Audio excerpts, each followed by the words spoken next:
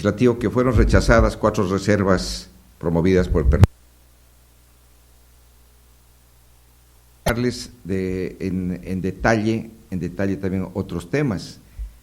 A ver, el señor, el director del Centro de Derechos Humanos de la Montaña Tlachinola consideran que el auto de formal prisión que emitió en la Cuarta Sala Penal del Tribunal Superior de Justicia del Estado de Guerrero al líder comunitario Arturo Campos, lo consideran como una regresión, o sea, contraria a la Constitución y de los tratados internacionales sobre los pueblos indígenas.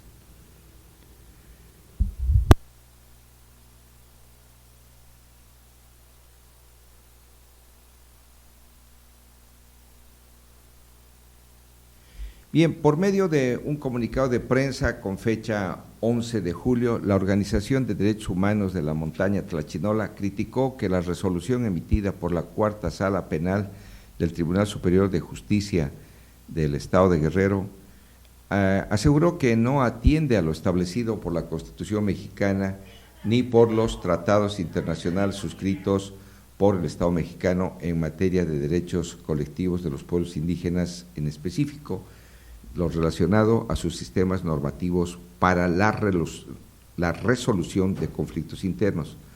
Subrayaron que la decisión del Tribunal Superior de Justicia pareciera que estar obedeciendo a los intereses políticos, dice, pues a pesar de la existencia de varios criterios judiciales en los que se han realizado o analizado los casos de otros miembros de la Policía Comunitaria de la CRAC.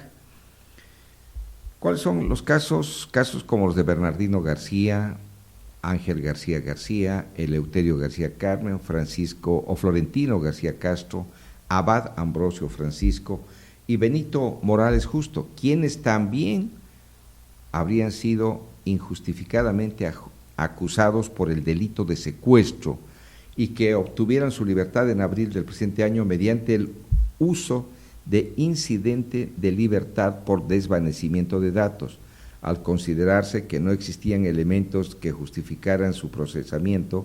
Esta autoridad no tomó en cuenta ninguno al momento de emitir su resolución. Agregaron que dicho tribunal omitió considerar lo establecido en la resolución del primer tribunal unitario del 21º circuito en Chilpancingo, dentro de la toca penal 47/2014, en donde estuviera acusado Arturo Campos Herrera y en la que se señaló que la policía comunitaria no podía considerarse una organización criminal y por el contrario se reconocía en términos del artículo 2 constitucional y de la ley 701 que existe un sistema de justicia indígena propio.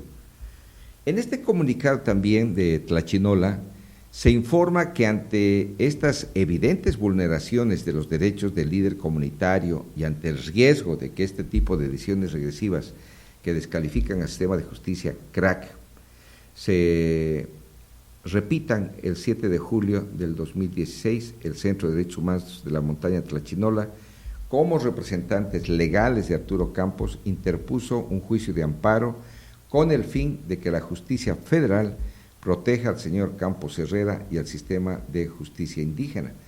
Bueno, pues este es un tema también que hay que revisar con detalle, porque realmente pues se trata de la justicia, de ser justicia, ¿no? Y bueno, también hay otro tema importante. Les decíamos que ayer en el Congreso del Estado, en una conferencia de prensa que organizó o promovió el Movimiento Ciudadano, dieron a conocer que impulsarán una iniciativa para revertir la reforma educativa.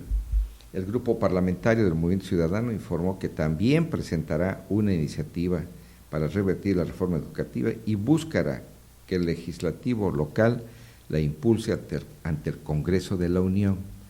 Estuvieron los diputados Ricardo Mejía, Magdalena Camacho, Silvano Blanco de Aquino, informaron que el equipo jurídico de asesores de esa fracción trabaja ya en la iniciativa que que será presentada en los próximos días. El diputado Ricardo Mejía explicó que la esencia de esa propuesta será derogar la ley del Instituto Nacional de Evaluación y la ley de Servicio Profesional Docente, así como las reformas a la Ley General de Educación. El coordinador parlamentario manifestó que la reforma al artículo 7 y 73 constitucional fue laboral y no educativa, pues no tocó el tema de la pedagogía ni de la infraestructura y se convirtió, dijo, en una herramienta punitiva contra el magisterio. También explicaron en esta conferencia de prensa que la reforma educativa responsabiliza a los maestros de la mala calidad de la educación del país y lo único que le ha dejado a Guerrero son problemas en referencia a las movilizaciones. Indicó que cuando se tenga lista, la iniciativa se presentará ante el Pleno para que sea el Congreso local o el Congreso de Guerrero la que impulse ante el Congreso de la Unión. Bueno, y un poco en parte de lo que dice ahí esta conferencia de prensa, bueno, pues también hay que retomar lo que está sucediendo a nivel nacional sobre las cuestiones de las negociaciones.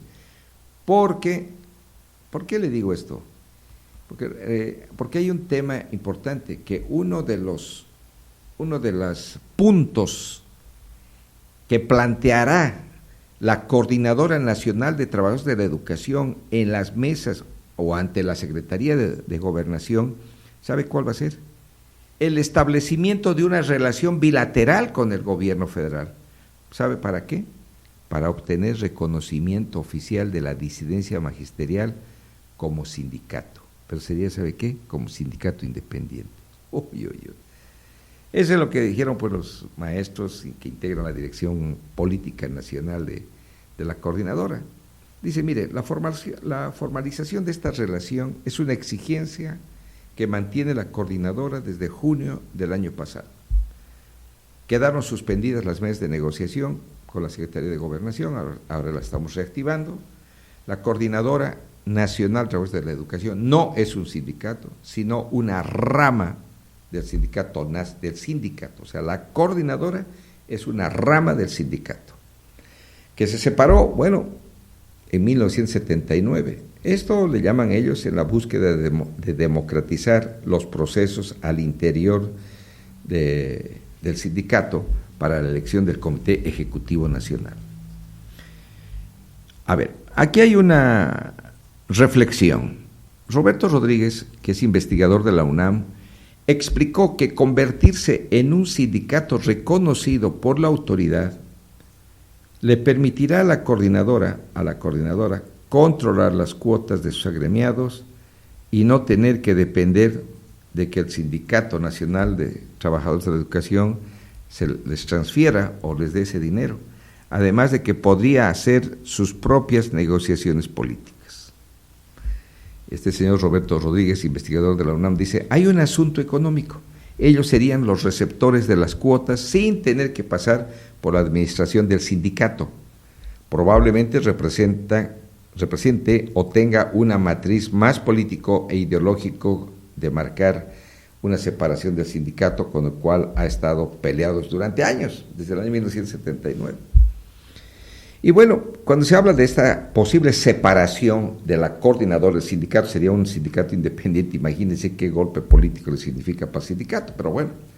Actualmente el sindicato nacional, no la coordinadora, el sindicato, tiene una representación nacional y ¿sabe qué? Ostenta la titularidad del contrato colectivo de trabajo.